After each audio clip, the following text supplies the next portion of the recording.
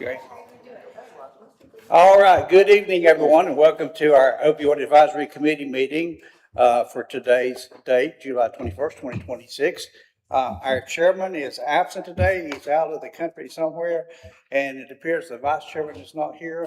So without objection, as we did in our last meeting, if y'all would like for me to continue on, if that's okay with everybody, we'll go on. I see nods for everybody, so that's good. All right, calling our meeting to order. The first thing on our agenda is approval of the agenda. I think you've had time and opportunity by email to look at the agenda, so I'll entertain a motion to approve. I'll make a motion. All right, we have a motion. Do we have a second? I'll second. All in favor, uplifted hand. Madam Clerk, that is unanimous. The next thing on the agenda is approval of the minutes. The minutes were from March the 17th of 2026. Again, I think you've had the opportunity by email to take a look at those. If there's no additions or corrections, I'll entertain a motion to approve those minutes. I'll make a motion. I have a motion from Ava. Do I have a second? I'll second. All right, have a proper second. All in favor, uplifted right hand. Madam Clerk, that is unanimous. Thank you so very much. Let's move on to our presentations. We have a number of those today, and at this time, I will recognize our Dr. Katie Samuels. Katie? Thank you so much.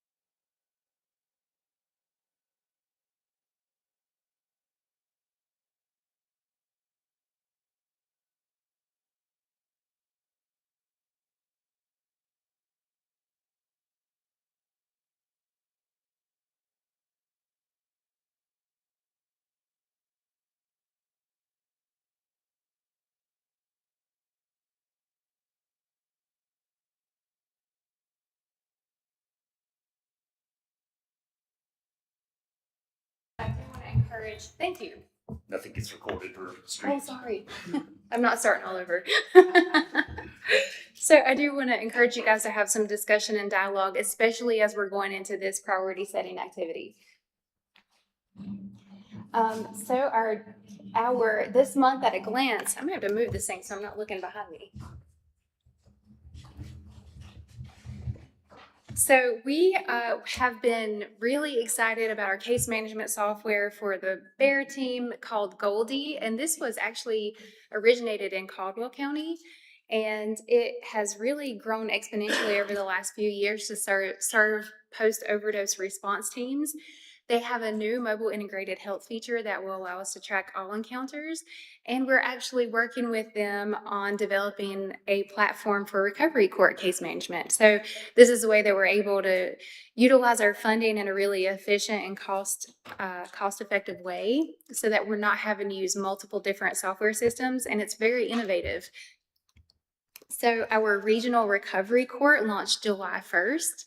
We have an interlocal agreement between Caldwell and Burke counties to be able to have a shared coordinator between the counties.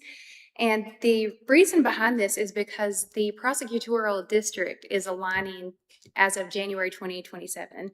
And so Catawba County is actually separating out from this district, and it's going to become Caldwell and Burke. And as we're going through planning advisory board meetings and getting this group together, it's a lot of the same people. So it makes sense that the processes and operations are standardized across the two counties. And this is also a way for us to have some cost sharing. Right now, Caldwell County and Burke County are both funding these positions out of opioid settlement. And so this offsets both of our opioid settlement costs, and we're able to apply for grants together. And since we've started down this road of partnership, we've each gotten a grant, and we have 2 outstanding recovery court grants. So we have a Governor's Crime Commission grant for each county to support this, and we have a BJA and a SAMHSA grant that have been submitted and are pending review. And then our facility-based crisis center, if you watched the Board of Commission meeting last night, we have been approved to move forward with negotiating a contract with Holland and Hamrick for the architectural services for the facility-based crisis center. And then the big thing this month is, if you're in the grant world at all, you would know SAMHSA released 100 million grants all at once with a timeline of like 3 weeks to get them all submitted. So over the last month, we've really been working hard on getting some grants submitted. We have applied for a mobile crisis expansion grant, as well as a recovery court grant through SAMHSA and a BJA recovery court grant. So those 3 are still pending review. We actually have one more. We sent in a letter of request to Dogwood to fund Goldie to be a regional recovery court case management platform. And that one will be really neat and progressive also if we're awarded that. So we actually have 6 total submissions, 2 awards, and 4 pending. So our BEAR team has had over 1,200 encounters since January. They have 83 open cases, and this means that these 83 individuals have ongoing case management. 16 of those cases have our intensive case management, meaning that we're actively looking for housing, placement in detox facilities, and it's more of a complex case management than a lower level where we may be just making referrals and doing warm handoffs. This actually is a little bit dated. The 5 field-based BUP inductions, we're actually up to, I think, 17 at this point. So that program just started a couple of months ago, and it's really taking off. And a key element of it is the partnership with High Country Community Health, so that our community paramedics can start the field induction and then have a direct warm handoff to High Country Community Health. We submitted an abstract to the RX Summit as a case study on our use of Bridge for Public Safety, which is another software platform that we're using in a way that it's never been used before. So this is secure and HIPAA and 42 CFR compliant, and we can send a direct message to the provider and the referral coordinator of these agencies and get an immediate response. Most of the time we get a response in a few hours with an appointment date. And out of the 17 that we've sent over this platform, they've all had either same day or next day appointments, some within the same 2 hours. So we're really looking at what ways we can utilize technology to get people into treatment faster and keep them connected. Let's stop there and see if anybody's got any questions on the BEAR team presentation. Okay, we'll continue. Yes.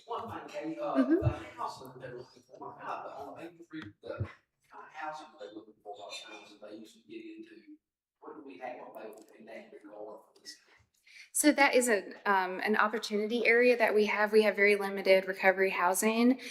We do have some Oxford House opportunities, but it's for specific populations. And so what we're seeing through our interactions with the BEAR team is it's a wide spectrum of needs that people have. Like some people need recovery housing, some people need assisted living. And we're running into a lot of encounters where a person has really complex needs, where their behavioral health is compounding their physical health. And they get stuck in this sort of space where their behavioral health needs are too acute for the medical providers, and their medical needs are too acute for the behavioral health providers. And so we're really having to do a lot of case navigation to get the right people at the table to work through some of these complex issues so that they can get stable housing. So it's really all over the board of people needing affordable rental, people needing recovery housing, short-term and long-term. People that with families or children that can't get into an Oxford House or something like that. So we don't have enough options here to fit the needs of the variety of issues that we're seeing. You're welcome. But that problem's not unique to Burke County though, is it?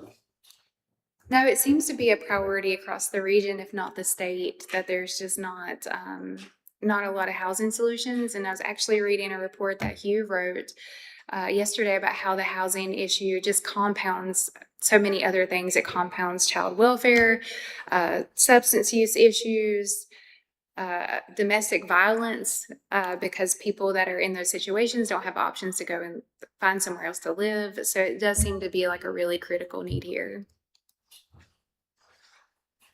And so with the Bear team, we have 2 open positions, and this pilot has been going on for 6 months. And what we're looking to do now is right now we have a third shift, so we're running 24/7 model. But what we want to do is shift that third shift more to a second shift where we have an overlap in the 2 teams that are running each day, and we still have an on-call aspect to it. And the mobile crisis expansion grant that we've applied for would allow us to keep that 24/7 coverage through the partnership with Mobile Crisis. But what we're seeing is the third shift really needs more leadership and supervision and early implementation than what we've been able to give because our leadership team works 8 to 5. So we're looking at shifting that coverage up and then creating an on-call rotation for the after hours piece of it. And then evaluate that. We ran an analysis of all the calls that came in, and that 7 or 8 a.m. to midnight are really the critical window for when overdose calls come in. So we would still have coverage in the critical area, but be able to support the team in a better way. So we'd like to take those 2 open positions and actually turn them into leadership positions for the team so that they can help shape the response that the team is doing and provide direct leadership and support there. We also received a mobile integrated health grant that allows us to really expand what we're doing for mobile integrated health as well as post-overdose response. So we're already seeing a lot of these not overly utilizers, but repeat utilizers that are calling in with social determinants of health needs and non-emergent 911 calls. So the mobile integrated health grant will allow us to expand our response there and be able to go and really look at the responses as whole person care. So what is the needs of this individual?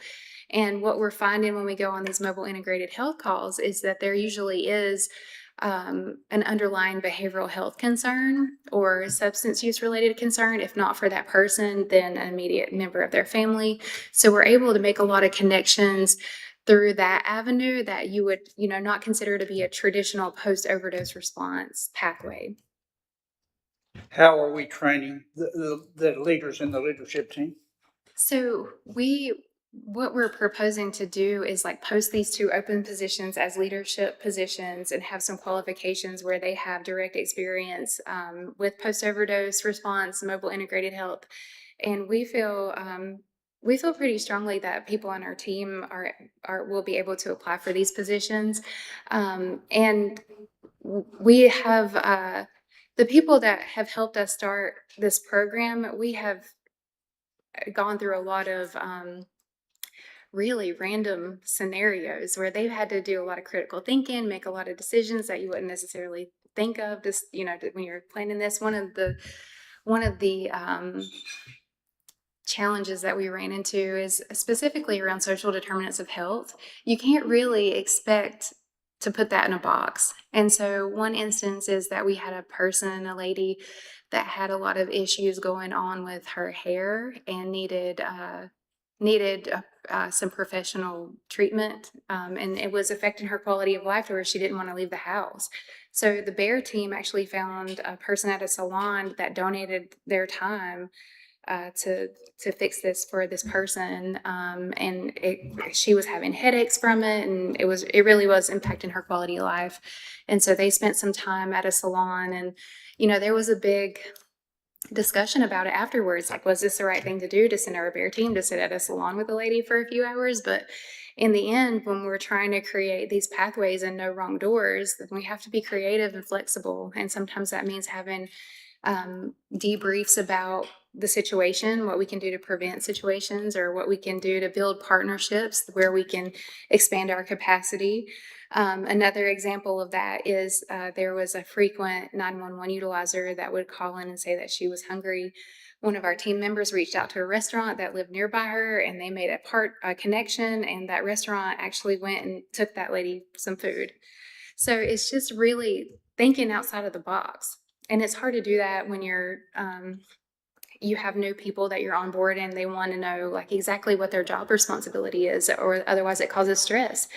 So having that leadership built in that's been there since the beginning and can think critically and understand the mission and how we're trying to not only serve the people of the county, but also build goodwill is really important to what we're trying to do. Any other questions? Okay, I feel like I'm talking a lot today. So these were some case examples of how the Bear team has helped. One person was these were like seriously hands-on cases. They're seeing people every day, calling them, checking in on them. Are you doing okay today? What do you need? And these are two situations where the people were really at risk of being unsheltered, and they were able to prevent that and create stable housing solutions for these people just by the partnerships that they've developed, looking at the person and their needs. I think one of them went to an assisted living apartment, and the other was went to another kind of, I don't think it was recovery housing, but the Bear team helped negotiate that with the landlords. They help work with the local council of government for rent support or help people move in or applications and things like that. So they're really building relationships, and that's really the heart and soul of what we're trying to do. Our naloxone training. Now, this is Brandy's baby, and Brandy and Lee are actually at the Recovery Court conference this week. But this, I cannot take credit for it. It's 100% Brandy. This is her thing. She trained every single school in Burke County last year, and she's working with them this year to create a video, and that way they can train new people coming in without her doing 400 naloxone trainings. But I don't think she minds. So last year, we trained 424 people over 43 different naloxone trainings. And I say we, but I mean Brandy. Brandy did that. And she's trained 668 people since August of 2024. That is a huge deal of saturating the community with naloxone. Can I share that she also trains every year support in this county that come in from different counties. So every time there's a training, Brandy's there going to our county. Mm-hmm. She has definitely earned the reputation of the naloxone queen. Let me remind you to use your speakers and you can listen since it's on television.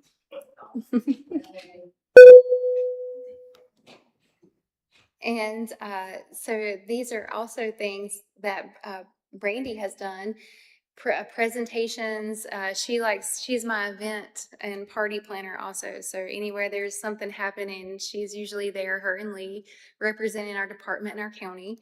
And they do presentations at Burke Wellness Initiative. They went to an Oxford House premiere, UNC Lunch and Learns, NC Prevention Conference, Carolina Caring, and the Housing Authority. And so I think really what this speaks to is that we're not just going to substance use conferences or events. It's making these different connections across the system so that we're all connected. And if someone at the Housing Authority has a substance use need, now they have a connection to be able to get someone in the door.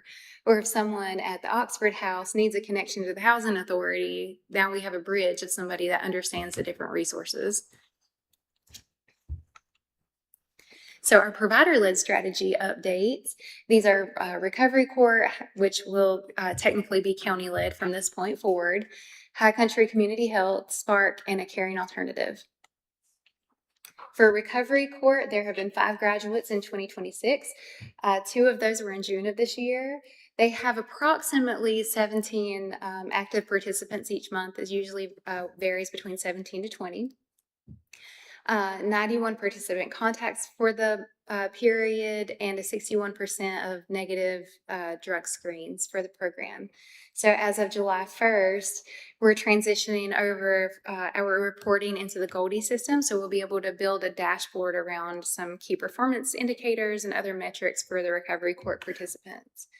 And Brittany Williams is our shared coordinator. She helped launch the Caldwell County Recovery Court in January. And so this is really a pretty neat endeavor for her because Burke County Recovery Court has been implemented since 2018, and it really just needed a little bit of reorganization. So she's now able to manage an established recovery court as well as the startup recovery court and standardize the operations across the two. So we will be keeping the cognitive connection as a treatment provider and resource for recovery court, and a caring alternative, since they're now doing IOP and SACOT through our opioid settlement funds, will also be an additional partner for recovery court. And what this means for participants is that they have a choice about where they receive services. So the cognitive connection is located in Hickory, a caring alternative is in Morganton. So if we have someone on the west side of the county that needs services, it might be a better fit for them to go to ACA, whereas on the east part of the county, they might be able to get to High Country a little bit easier. Can you give me a little deeper dive on compliance rates and negative drug screenings? Sure. So the way that recovery court works is each participant is drug tested at least monthly. A lot of times it's as they're going into the courtroom. And so this is the compliance rate for positive or negative drug screens. And what happens if they have a negative drug screen, then they get incentivized where they might get some reduction in their fees. But if they have a positive drug screen, then they might face a sanction or a penalty from the judge. And the compliance rate is compliance with treatment and with the program. Is that a good level where we're at? I think it's about on par with the national rates, but we'll be able to actually build where we want to be in our dashboard, so we can. What I'd like to see happen is literally have an indicator of where we are, where the national standard is, and where we want to be. Any other questions on recovery court? What are the qualifications to go in to qualify for a drug treatment for recovery court? So those referrals have to be made, I believe, by probation or parole, and they have a criteria that they follow. I don't know the exact ins and outs of it, but I'd love to be able to follow up with you and let you know.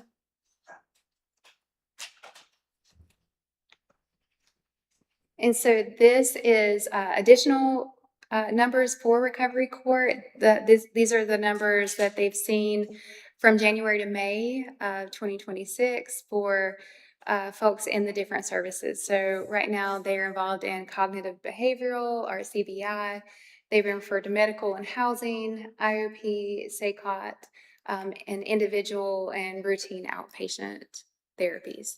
So they're the part of recovery court that we're managing in-house is really the case management part of it, and the providers still manage all of the treatment. So we'll be making referrals and monitoring that compliance. The providers will still be providing the treatment for the services.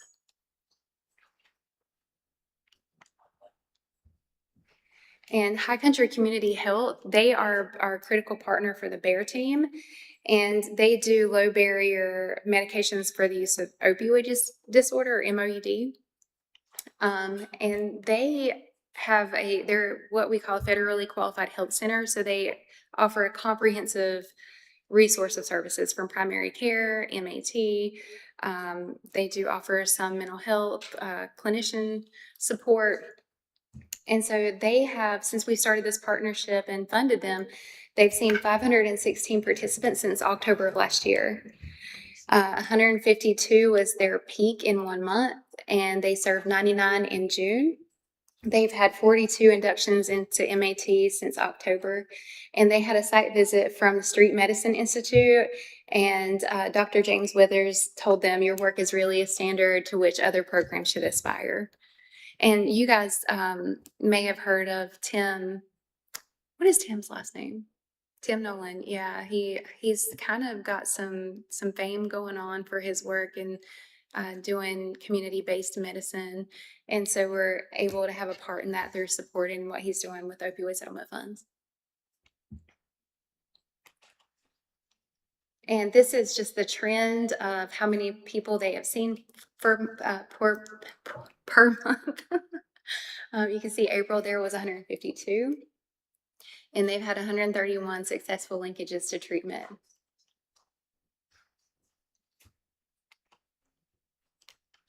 SPART, Family Centered Treatment - Recovery. This is adding in a peer support specialist to the FCT team.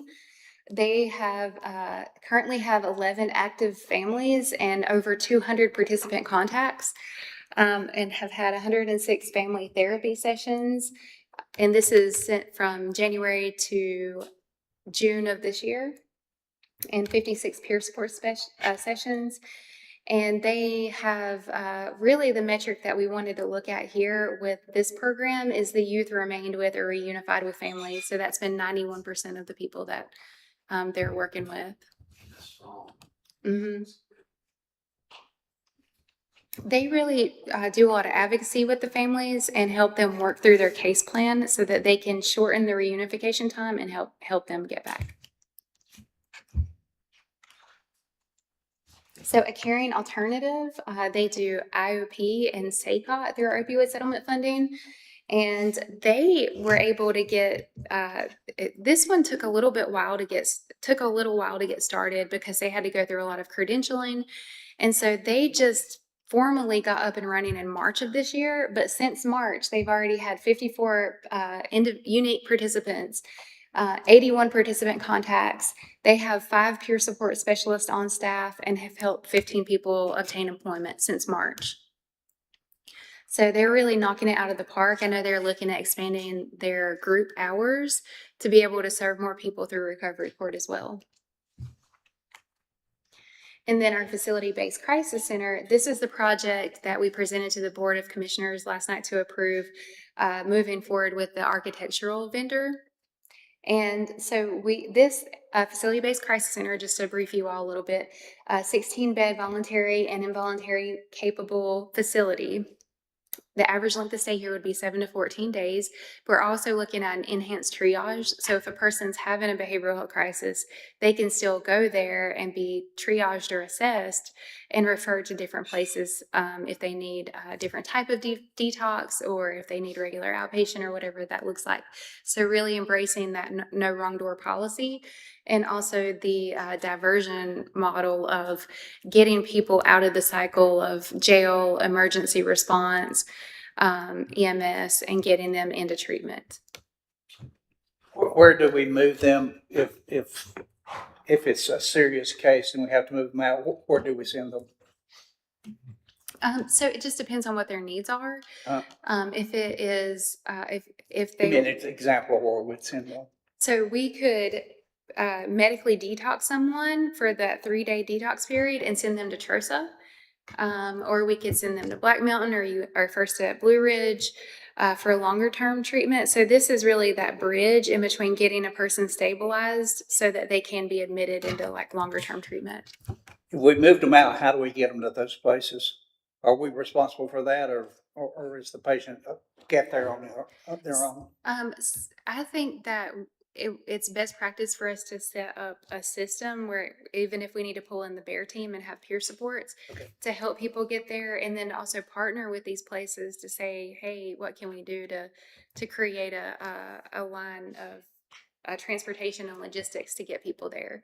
So I think the bear team and our peer support specialists are really going to be critical here too, so that we have that discharge planning in place and we're not just discharging people back into the street. And, I forgot that I did this, but last year I had, I guess it would have been January, I had UNC Health Blue Ridge. There's data analysts there pull every single psych ED visit that came for the year. And it was like a school calendar year or something weird. But I looked at how many days they were waiting, how many hours, average hours per ED stay, and the numbers are really mind-boggling. And this is just for one hospital.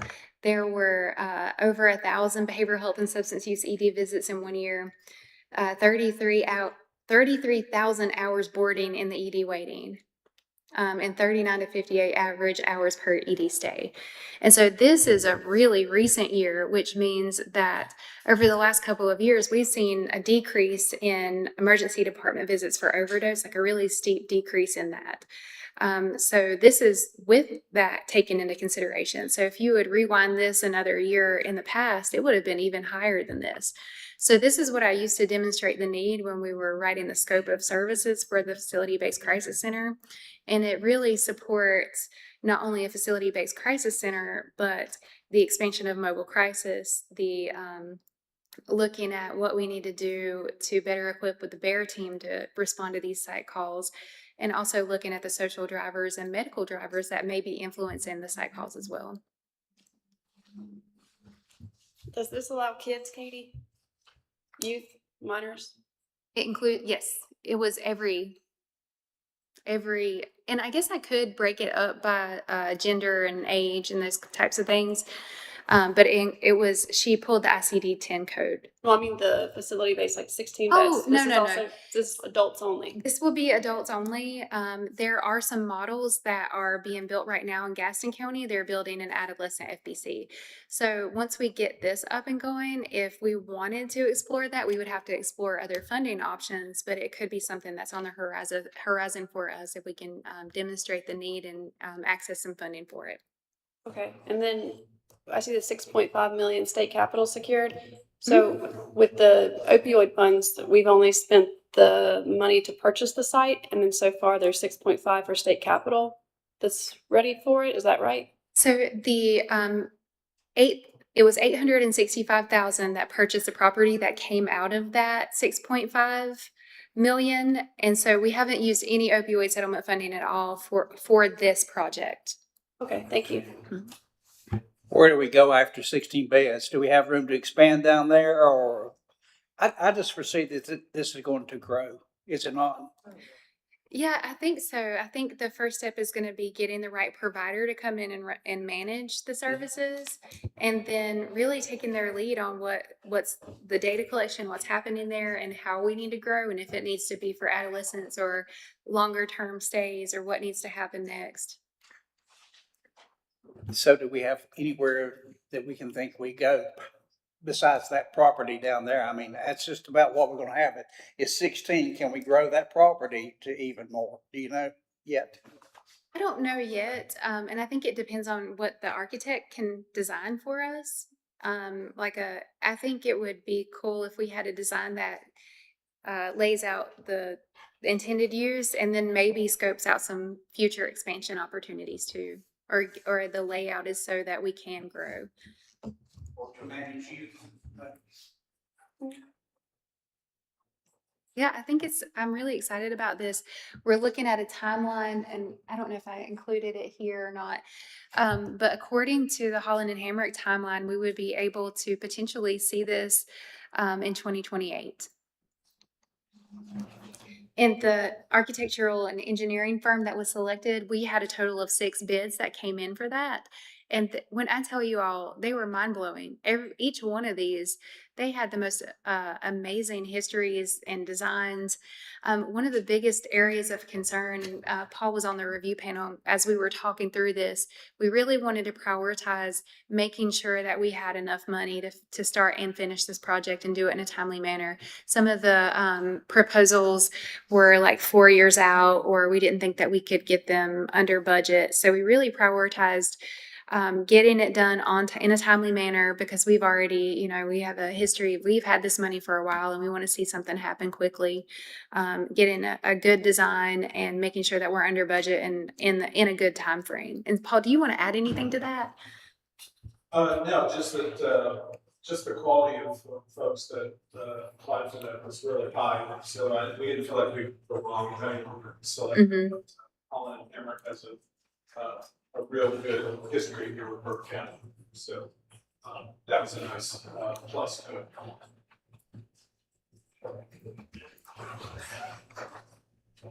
Can I ask for a question? Sure. I don't want to minimize how important state information is, but 14 days is a drop in the bucket. And, and having a referral system to go to treatment within our communities really important, or they're just gonna recycle back in the crisis stabilization. So I don't know if that's in the longer term plan, and we need to take care of the crisis issues first, but 14 days is nothing. And I think you're right that it is, so our strategy when we started doing this work was, really reactive, right? Let's stop fatalities. Let's keep people from dying from this. And I think that we have been successful at saturating the community with naloxone and doing harm reduction and things like that. So we're seeing a reduction in fatalities. The next phase of that is the connections to treatment. So when we're looking at the data, our utilization of treatment is flat over all this time. We're not seeing, we should be seeing a spike in treatment utilization, but it's not. It's remaining pretty consistent. So how do we engage and get people in treatment and recovery and help them sustain recovery? So I think you're absolutely right that we're entering the next phase of this work of like, we're keeping people alive. Now let's get them better. Let's get them well. Well, they have to leave the community in order to get treatment.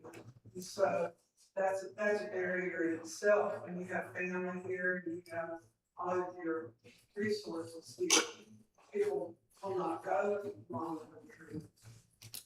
So they just get stabilized. So that's my 2 cents. And I think in an ideal, what I envision when I think about this work in 5 to 10 years is a really robust provider network where people have options that work for them. Yeah, and that has to come with state, so I understand that. Victor? Yeah, I love what you said. Okay, I love what my sister just said because we are here, Jamie Torres Ministries. Thank you for the invitation, by the way. But we are here because our heart is to establish a long-term facility, an 18-month program where we want to begin to first focus on the men because we understand when the community has fathers and leaders, it trickles down from the home to the churches to the businesses to the schools. And in my humble opinion, everything runs a little better. So we want to start with that. But I agree with her. And my desire in coming here was to make some connections where possibly we can help each other because we have a model and a dream for something called Grace Place, which will be an 18-month men's discipleship rehab program. We're in the community all the time. We see the need, and we would love to be in a position to transition these people, some of these men. And then as our vision grows, we do women and the transition homes. We have a whole dream laid out, if you will. And I think this can work hand in hand. And so I'm hoping to be able to make some connections with you guys here to help us get to a place where we can establish a place where then you guys can send these folks into our facility. So I think that's why it really matters where this opioid funding's going. And it's impressive that so far none of the opioid funding has gone towards this this crisis center because we only have $70 to spend. So if you already have 6 million so far, like every single penny matters. And so we looked at making sure that when somebody is in crisis, there is an easy pathway, like a map of where they need to go. And so really focused on not duplicating services, stopping the deaths, which the naloxone, like that has really, those numbers look so much better. They're still there. That's not good, but the numbers look better. We've gotten the initial providers so far in place with ACA and Spark and the recovery court and then High Country. And so now we can look at spreading out even more, but those were some of the first critical ones and then not duplicating those, but we can duplicate them later so that people will have options. But so far those critical ones are in place and we're not making this chaotic map where there's this over here and this over here and we're bringing it more in here. But also Katie says she's got all of these grants coming in. Grant money means opioid money that's not spent. So that increases the money availability that we can use for things like that. So far, like, I'm impressed that a lot of this, that you've got more money coming in while, while using it wisely. It looks good. That's a big deal. And I'm hoping that we can keep up that trajectory of like, let's leverage the systems that we're building and keep growing on it. And, you know, that our provider and community-based supports are a huge part of that. And how do we build not only the provider network, but a resilient community? And that's where, you know, Grace Place comes in. And we can't do one without the other. You can't have treatment services and send people back in the community where they don't have community supports. So how do we build it in phases, but also build it all at the same time? Yes, absolutely. Thank you, ma'am. You made a great point as far as how do we get the people to buy in? She said there has to be a trust factor. Well, my humble opinion, the way we create a trust factor is that we make ourselves available in our communities. Consistency, I believe, is the womb which births trust. People want to see something opposed to just talking. And if we can be consistent in making ourselves available in our communities, in the hood, in the streets, walking this thing out with them and loving them where they're at, not trying to impose our beliefs on people, try to make robots, but just meet them where they're at and let our consistency be the bridge which brings trust. You know, I think, my humble opinion, the church has been so inconsistent and so divided that, you know, people, they're very leery. That's why I pull myself to be in the streets. And Papa, he teaches us to cry with those who cry and also rejoice with them who rejoice. Well, it's going to be time that we're going to be crying. We have to be with them in those trying times. And that's why Grace Place to me is one of the greatest things that we can please try to erect here in our community and pray for that because we want to be able, like Victor said, restore families. And that's what makes our community families. Thank you. Thank you guys for being here. And, you know, we talked a lot about families, and it's a big priority for the county and the county commissioners to restore families and reunite families that are DSS involved. And really, that's the only way that we can get into that early intervention and prevention space to keep this generational thing that's happening in our community from continuing to happen. So this is the timeline from approval to opening here. Our projected timeline, September 2028. You know, we'll see how that goes with a construction project. But I feel like it's a fair estimate of when we could see something potentially happening here. And this is really why we leaned into Holland and Hamrick, is they've been able to map out a timeline and stick to it. So I'm really excited about that. I will still be 29, but I think it'll be a really huge impact on our community and developing that safety net that we're working toward. So, are you all looking for providers, since it's being built, for people to come in, be able to get it started? So what our plan is next, if all things go according to plan, is to release another RFQ to recruit a provider consultant that would work alongside the architect and help design the space. And then as we get down the road to do an RFQ for the provider to manage the space. So we would have that involvement from really early on in the design, and then the provider that would manage all of the services there. And now we get to the annual recovery summit debriefing.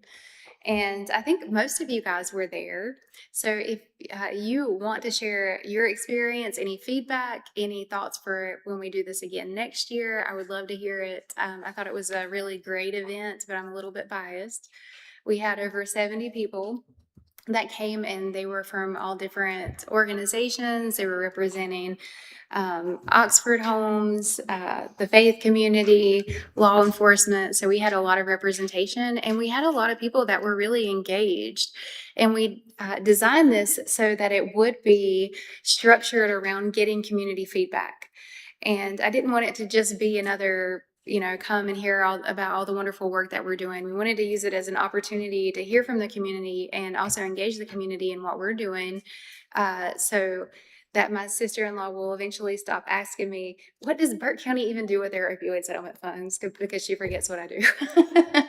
But so we really want to start sharing the work that we are doing, but also looking for that community input and what are the specific needs and gaps that people are experiencing, and how can we collectively address them? Because our department's positioned to be that that hub that brings the partners together, and the partners are the spokes, but the department itself can't do the services. And the purpose of the department really is to build the community up to be able to meet those needs. And so we need all of our community partners at the table, and we need to be able to do a little bit of a capacity analysis, like what can our community partners do, and what do they want to do, and what do they need support doing. And so we really took that as an opportunity to hear from the community about what we think, what they think needs to happen, and what we need to do. And so the strategic discussion areas, these were picked based on the conversations that we've had in this group. So we consistently talk about these 5 areas. And so we thought those would be great strategic priority discussion topics. And these were set up as focus groups. So it wasn't just a person coming in and presenting. It was going into the group, hearing a little bit about what's going on in the community, and then saying, okay, now it's your turn. You tell us what needs to happen here. And we heard a lot of really great ideas around these specific areas. So the recovery, housing, peer support, family support, prevention, and faith community, each one of these, and Ava, thank you so much for your notes, had really specific recommendations. So recovery housing, a lot came out of that is like, we need options. We need options for people that have families or kids, men that have kids, women that have kids. We need options for women. We need short-term options. We need long-term options. So there's just not a lot. We need faith-based options. We need, treatment-based options. And then just looking at the market analysis, the housing market analysis that the county did, and how the average monthly rent, I think it was like 2/3 of people can't afford. Was that the right statistic, Hugh? 2/3 of people can't afford the average monthly rent in this area. Peer support, some of the things that I heard from that was that there isn't a lot of support for peer support specialists or standardized supervision, and there needs to be a focus on enhancing the pipeline to become a peer support specialist, but then also to support that person after they are certified. Family support, there is no support for grandparents raising grandchildren. The community wants to see more support groups for parents that have lost loved ones to overdose, or that have a loved one in active addiction. So there just aren't any like family support groups. Prevention, the groups wanted to see an earlier investment in prevention, starting in early middle school or even late elementary school, and how can we work with the school system to increase the number of supports that they have already embedded in the school system. So I think the statistic was like 1 for every how do you remember that one, Hugh? It was like 1 for every so many thousand kids, behavioral health tech. So they just don't have the supports in the school system. And then the faith community, we heard about recovery churches, and then also how do we have faith ambassadors, because we had a couple in the group that they were in recovery and they were trying to get their church to do some work around recovery supports. We don't really have a lot of options for Celebrate Recovery or anything like that. So how do we engage the faith community more? And here's where I'm going to stop talking. I'm going to turn it over to you guys to hear what you thought and what were some recommendations that you all heard that you think that we should like really dive into. Mm-hmm. Oh, goodness.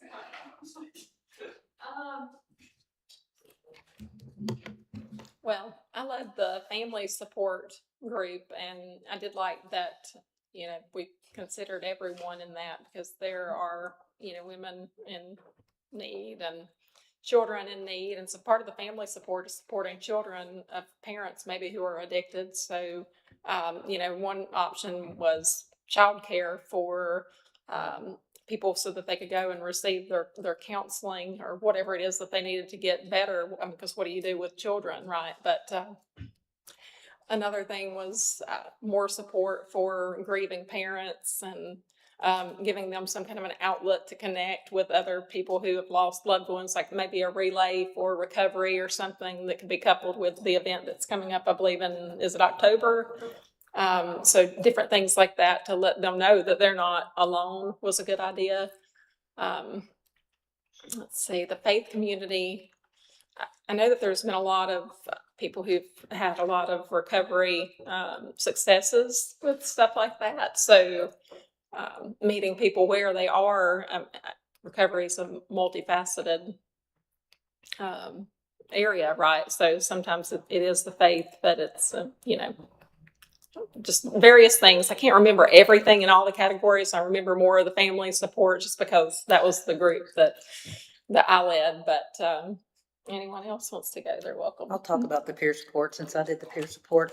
One of the things when we talked in there was about stigma, how it still lingers around, how the stigma and shame, and really that people don't understand what peer supports are, because I hear when I talk to other peers that I've trained and they're out in the world, I still hear them being stigmatized, but I still hear them being called addict or junkie or something like that. And I encourage them, please educate these people.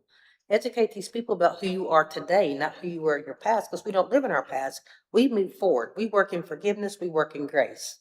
But being able to educate the community a lot about what peer support is, also educating employers of how to utilize a peer support and what their job really is and what their role is. And at the same time, with the PPE, providing support for peer supports to be able to come together and to be able to be and to say, my employer doesn't know what I'm doing. They think I'm a taxi. They think I'm this, and just being able to educate. Like I said, it's going to take a lot of education to get people to understand what a true, authentic, working in unconditional, positive regard peer support is. So. And then, like, of course, access, and we just had a conversation, so maybe that door's going to open. To be fair regarding the stigma, and I'm Katie Olson. I'm an addict, so I feel like I can speak on stigma. When we get clean and we make amends, the people that we wronged, our parents that we stole from, our friends that we stole from, the all of those people. But and then we go back out as peer supports and we're helping other addicts and things like that. When does the community as a whole see us as addicts give back to them? When are we going to invest in our community, whether it be a park, somewhere that kids can go play, where this is from former addicts, this is from the recovery team, and we are investing into the community because I've taken from this community. And so when are we as a whole, as a recovery community, going to invest into our town and our community and give back? Like, hey, here's a place for you guys to play. We do recover. We can heal. This is another amends making, and kids can come play here and know that it's a safe place and maybe learn some recovery things. I don't know if it's something on a plaque or a wall or whatever, but stigma is going to stay until they see us giving back in a way that's not just apologizing to my mom and dad, but to the community as a whole. Like, we've done damage. And so it's still there. It's still here. One other takeaway was, and I forget the guy's name who had mentioned it, but it was some kind of a hub where people could find all of the resources that they needed in one centralized spot. I think he had success somewhere else with something like that. I cannot remember his name. Do you remember who that was? I think it might have been Kelly when. Kelly, oh, yeah. Oh, yeah, Okay. Kelly. Okay, yes, The that does RCA. sound familiar, but He works in Asheville, so it makes sense that they have a spot that, Asheville is Asheville. so that you can get the various access to, whatever it is that you're looking for, whether you're the family member or if you're looking for housing. Sometimes you're the family member that's looking for housing for your loved one. Sometimes it's looking for peer support for your loved one. But just a centralized location to where you have access to all of those resources. I think that was one of the most important takeaways from the meeting as a whole when we came together. That in itself would also support peer supports instead of having to run all over the place to find these resources, having that one central location. And the other thing you're talking about in the community, what I see a lot of communities doing down in Charlotte, they have like a recovery cafe, because one thing about being able to, once you're dealing with your addiction and you step yourself out of your community, being able to come home and say I'm home doesn't mean you stay stuck in your house. It means you still want to go socialize. It means you still want to have friends. You still want to have these connections. And what most communities do is just shun you and push you to the side. So what they do is have like a recovery cafe where you can still go listen to music. I still like listening to music. I don't have to have a drink with it. I still like playing games. Just because I'm in recovery doesn't mean I don't need that connection within the community with other people. So that's it. There's a cafe model that's used across the country as a signal establishment for all of those resources to take place. Probably very low cost, it's just a central location. And there's education that goes on, there's coffee that goes on, there's childcare that goes on, there's meetings that go on, there's resources, medical, all of that. And what happens in our community is you don't know where to go. You have no clue. And just add on to what Karen's saying. My son's been in recovery, sober for a year and a half now, but he had to leave North Carolina in order to do that. And he hasn't been home in a year and a half because of what Karen's talking about. There is no place for him to, he's established his own community where he is in his sober state. When he comes back here, there's no place for that. So the whole playground is still out there and people seek you out. Where if you had a cafe where you go and you hang out with other people that are working on their sobriety and there's activities and fun. These are young people. These are 20-year-olds, they want to have fun and they want to meet people. That's what keeps people in recovery and that destigmatizes them. I want to share one more thing. The other thing that will bring is employment. If you have something like that, it will bring, everybody needs to drink water. It will bring employment to, for people that are in recovery to be able to support other people in recovery. Yeah, I just want to say, I know Johnny's worked for years and all the different things he had. I know the county, everybody I come in contact with everywhere, sheriff, educators, everywhere. Everybody's all in right now for our community and everybody's open and we got. And I know that we're going to work out some solutions to help our people with vision and understanding our faith-based communities and people like that's a big start because that's kind of, they grab people, try to help people, and so I think as we educate one another and realize that we are all we got, how can we resource together and make it work for our community here?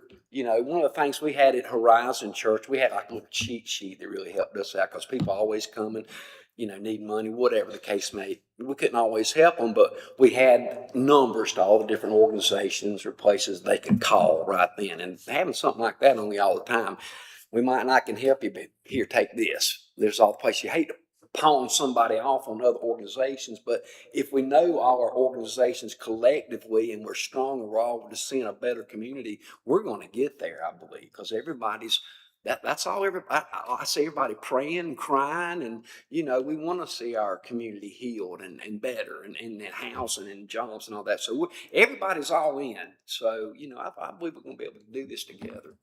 Mhm. We, for 15 years, we have offered a community support meeting on Fridays that we call Real Faith, Real Talk. It started in a dope house on Boss Road here in Morganton. And now 15 years later, we're at the Fellowship Hall at the church, open door. We spent almost 10 years at the Catawba Baptist Association building until COVID shut it down. But that is definitely a resource I'd love to share with whoever needs the address, phone number. We share a meal. Obviously, our advice, if you will, comes from the Word of God, but we're not in there preaching. We meet people where they're at, different ages, different races. And we went from 4 drug dealers on Boss Road to 100 people, 150 people on a Friday. So we would love to extend that invitation to anybody who's dealing with recovery or knows somebody who's trying to integrate back into the community, but kind of feels like, everybody's looking at them crazy. We definitely offer that to anybody. Yeah, I firmly believe to create a place and a space where people are not, they don't feel judged and and looked upon in a negative way. Just create a place, a safe place. And for 15 years, I remember when the Lord asked me to go to this dope house 15 years on Boss Road, and I fought against that, but finally he had his way in, and so it was just 3 of us, and I was, yeah. And today, 15 years later, um, people from all walks of life, and they don't feel that somebody going to hit them over the head with the Bible or things like that. They just have a liberty. Um, Also, there's privacy. I don't put things on Facebook and none of that stuff. We treat people with dignity and love, and I think you went there on Friday, so, and your dad been there. He loved it. As a matter of fact, he texted me a week, a couple of weeks, he wants to come back. But it's not religion. It's relationship. It's meeting people where they're at and identifying and listening more than talking. That's why God gave us 2 ears, so we can twice listen and 1 mouth, so that we don't talk too much. Well, one of the things that really impressed me a lot when I visited was what you said, Victor, about being a bridge.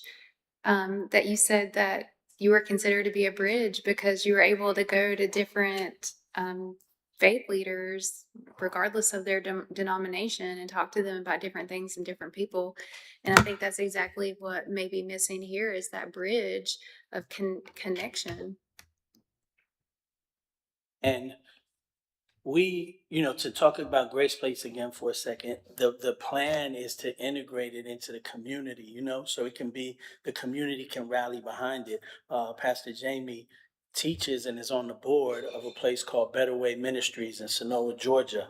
And they have completely taken over the community where they're located. They have a moving company, they have a thrift store. They send these guys out in the community to do free things for widows and people. So if we had something in this community, and we're using one of our resources, which by the grace of God, in a different state, when we have these issues right here, so we've watched people come from different countries and different states. And if you help a family get a young man off drugs, let's talk reality for a minute. They're going to give to this situation. And I've seen this program enhance the community that they're in. I've seen, because Pastor Jamie also teaches at NC Boys Academy over here in Conover.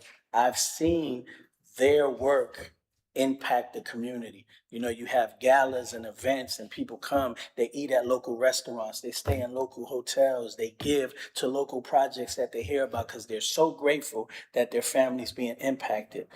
So I think this is a great start. And if we can partner, man, and really take this out to the streets where, somebody like Pastor Jamie, who's in the hood, giving out bread, praying with people, and you run into somebody, and now we're sending them to a caring alternative, or we're sending them to all of these places here, and then when they realize like, hey, okay, I've gotten clean for 15, 20 days, but now I need to get into a program where I can just really be discipled and really heal completely. And now they come to Grace Place, and I just feel like it can work hand to hand. But we humbly ask you guys to tell us how we can help you and vice versa.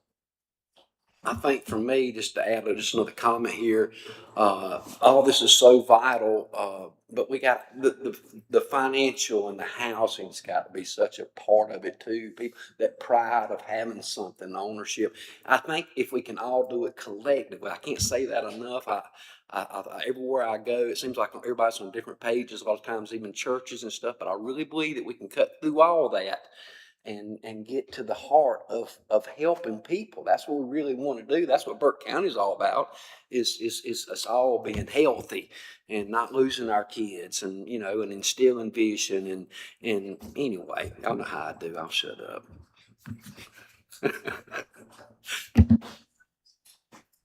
Yeah. We absolutely thank you for this invitation. We have service this evening, and Pastor Jamie is marrying a couple. You So gotta we get out gotta of here. get up out of here, but we Okay. thank you so much. Thank you so much. Thank you guys for coming. Yes. Katie, I think we're gonna have to move along a little faster. Sure, yeah. Yes.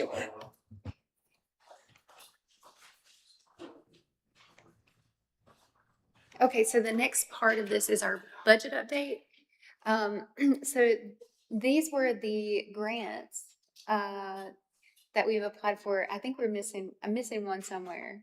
The mobile crisis expansion. So there's 6 total.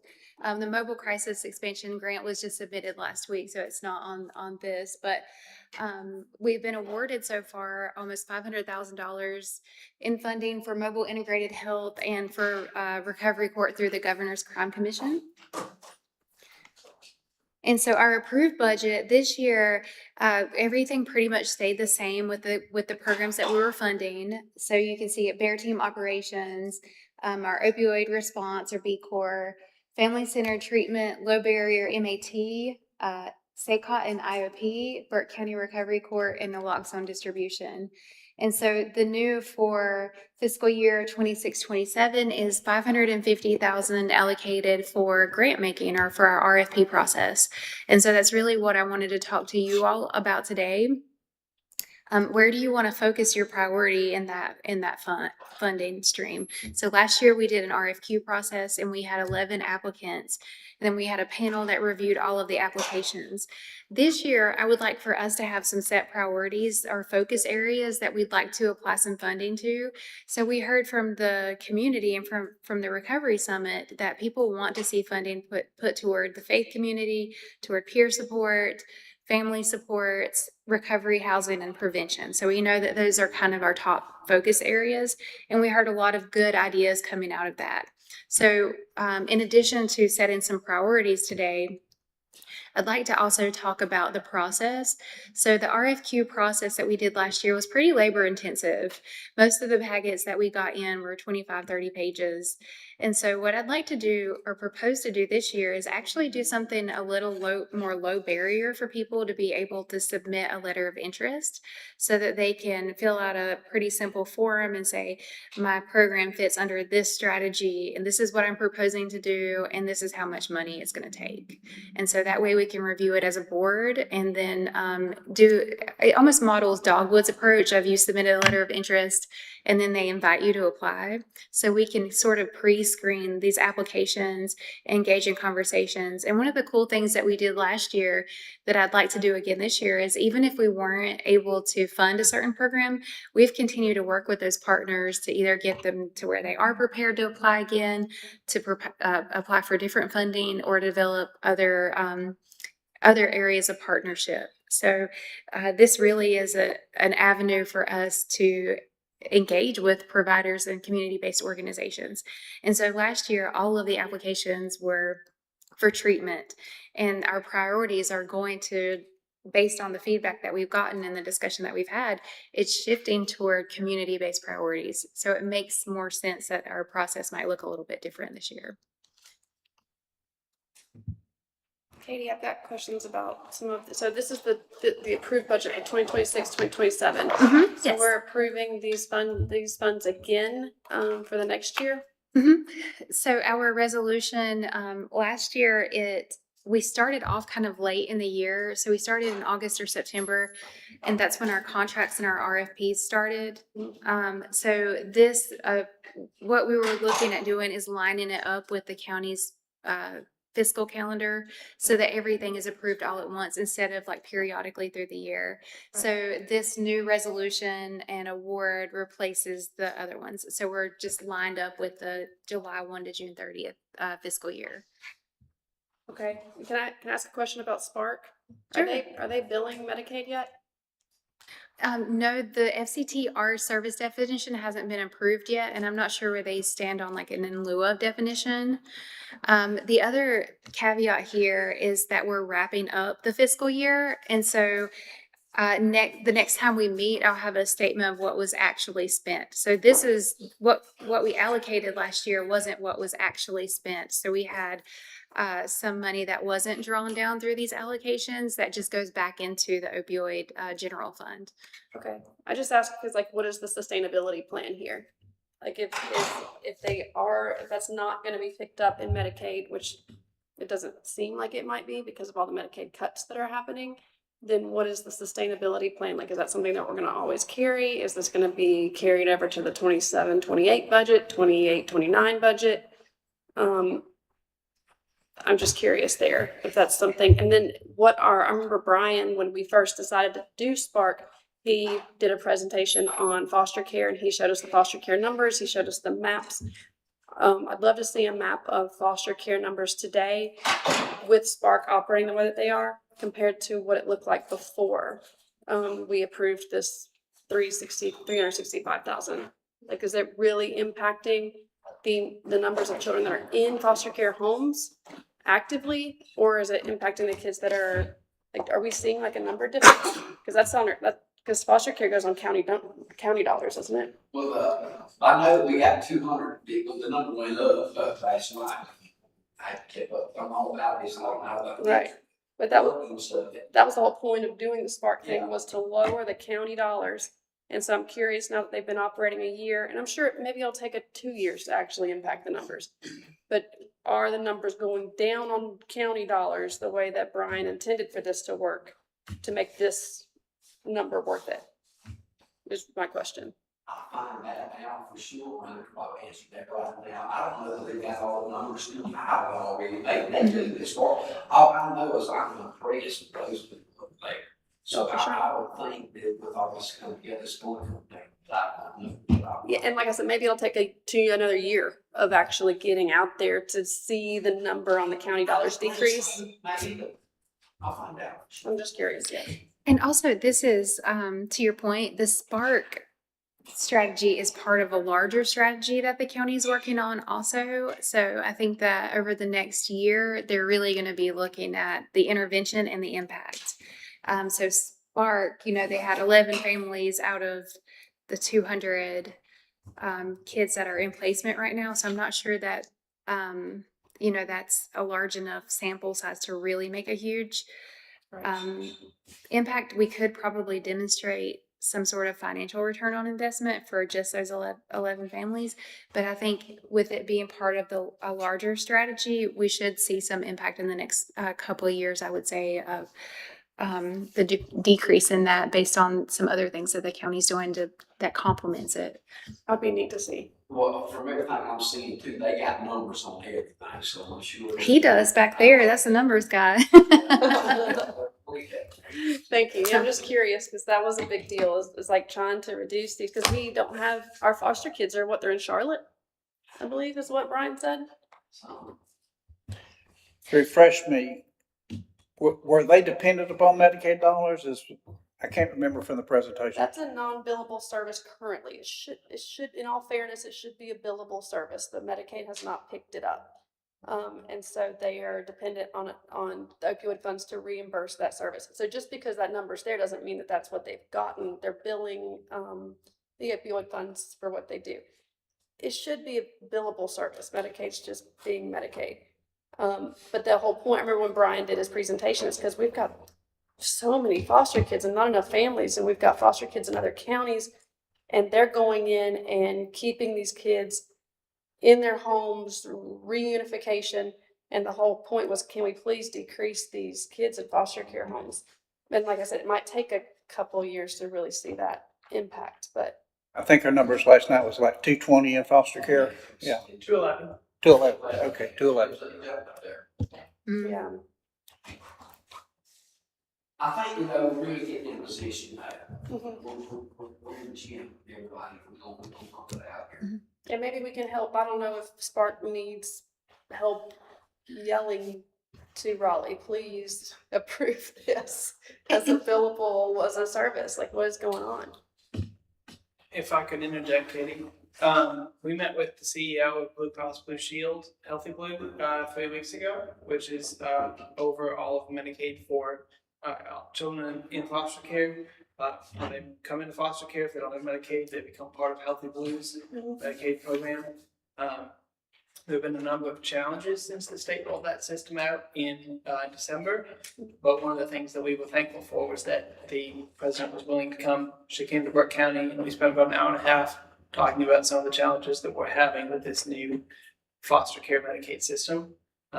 They're under pretty healthy amount of pressure from the state legislature in the first year and a half to prove that the model that they've been on is going to work. And so we gave her a list of things that we want them to research and work on and plan for. And one of the things we talked about was treatment opportunities for children and families. That'd be neat. Thank you. And to your point, I think it's probably time to start hearing from some of the providers. So maybe at our October and November meetings, we invite Spark and some of the other providers to come in and just give us an update and tell us if there is anything that we can do to support.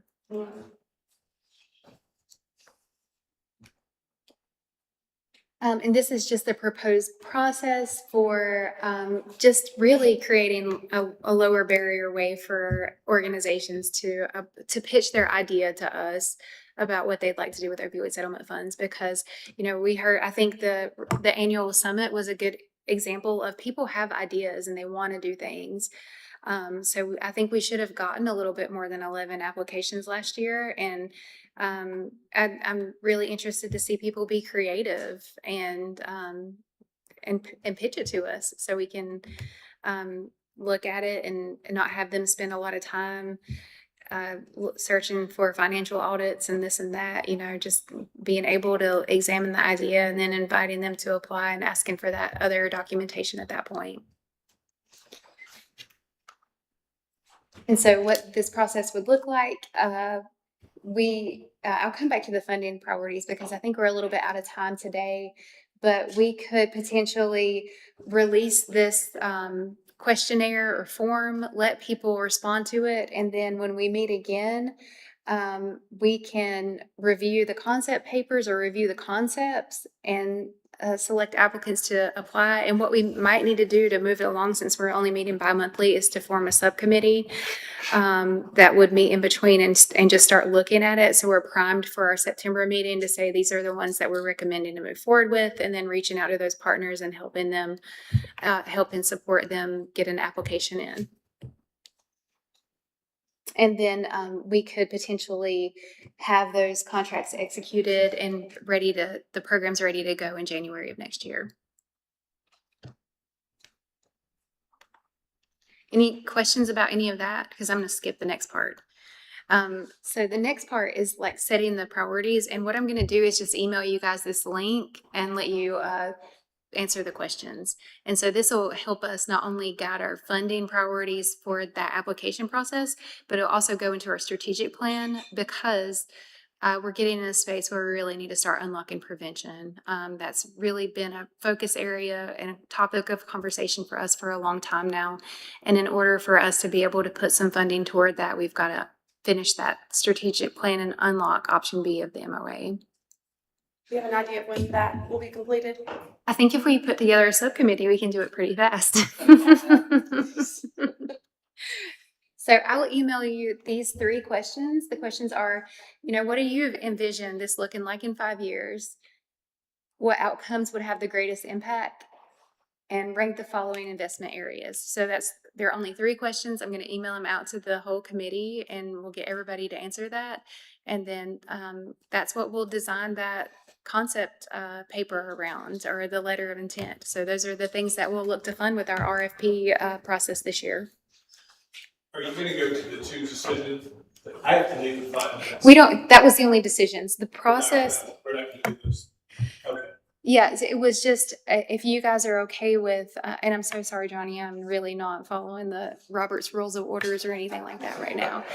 But the 2 areas for recommendation were that process, to be able to move forward with that letter of intent process instead of the full RFQ application, and then to select the priorities. But I'm gonna email that link out to you so that you can put in the priorities before we can select the priorities. So.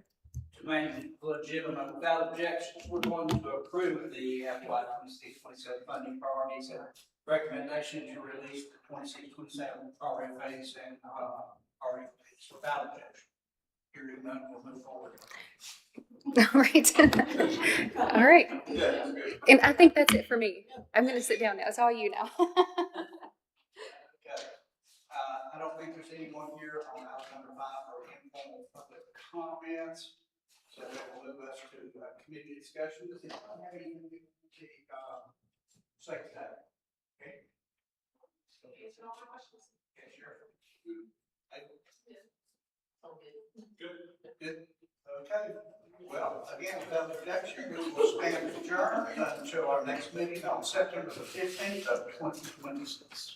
Thank you all for being here today. Very efficient. Thank you, Commissioner. See you.